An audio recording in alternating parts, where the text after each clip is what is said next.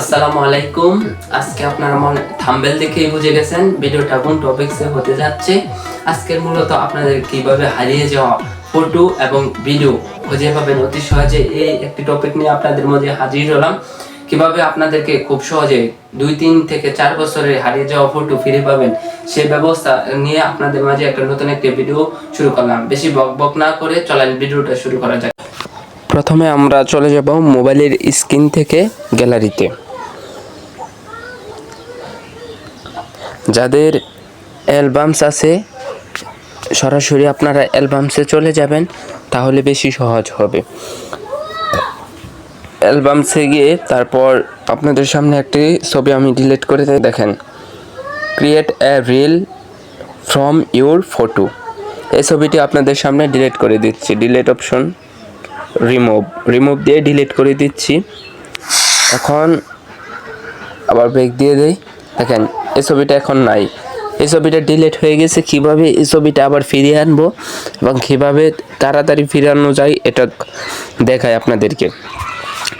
তারপর ফটো থেকে অ্যালবামে চলে যাবেন। অ্যালবামসে গিয়ে নিচে একটু স্ক্রলিং করবেন, স্ক্রলিং করে নিচে আসবেন। নিচে এসে দেখবেন রিসেন্টলি ডিলেট, এখানে দিবেন রিসেন্টলি ডিলেট।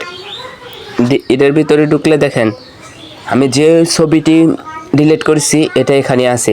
আপনি একটা ছবি যদি ডিলিট করেন ওই ছবিটি 30 দিন পর্যন্ত এই বক্সের ভিতরে পাওয়া যায়, এবং এটার ভিতরে যদি কোনো ভিডিও ডিলিট করেন তাহলে ভিডিওটি 60 দিন পর্যন্ত এটার ভিতরে থাকে। আর বেশি হলে অন্য আরেকটি টপিকস আছে, এটা ভিডিওর শেষে আমি বলবো, তাই আপনারা পুরোটা ভিডিও দেখেন। এই ছবিটা আমরা ডিলিট করে দিছি। এখন করণীয়, এখান থেকে আমরা কিভাবে গ্যালারিতে নিব? এটা তো ডিলিট বক্সের মধ্যে আছে। এখন করণীয়, আপনি নিচে দেখতে পারেন একটা আছে ডিলিট অপশন, আর একটি নিচে গোল বৃত্তাকার একটি চিহ্ন আছে।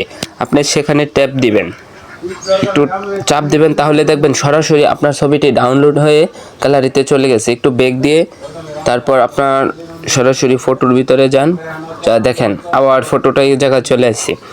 এটা একবারে সহজ, ইজি, একবারে সুন্দরভাবে করা যায়। এরকমভাবে ভিডিও যদি আপনি 30 দিনের ভিতরে যে ছবি খুঁজতে চান, কেটে যাওয়ার পর অনেকে আছে যে ভুলবশত কেটে যায়, কেটে যাওয়ার পর খুঁজতে চান, তাহলে এইভাবেই খুঁজতে পারেন।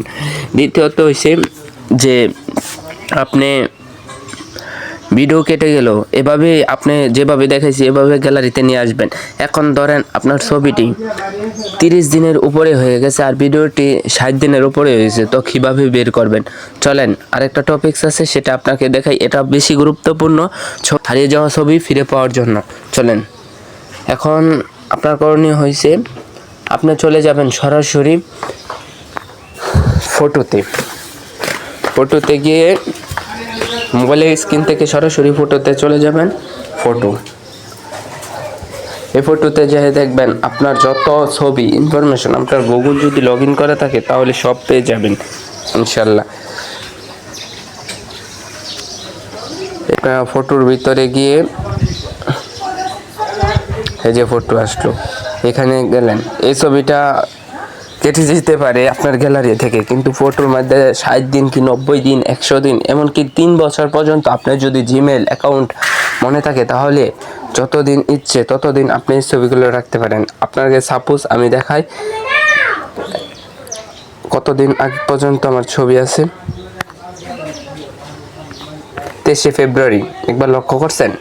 23শে মে, এটা 2 মাস হয় নাই, তবু আমি আপনাদেরকে দেখাচ্ছি যে অনেক কিছু আছে, যে অনেক দিন হয়েছে।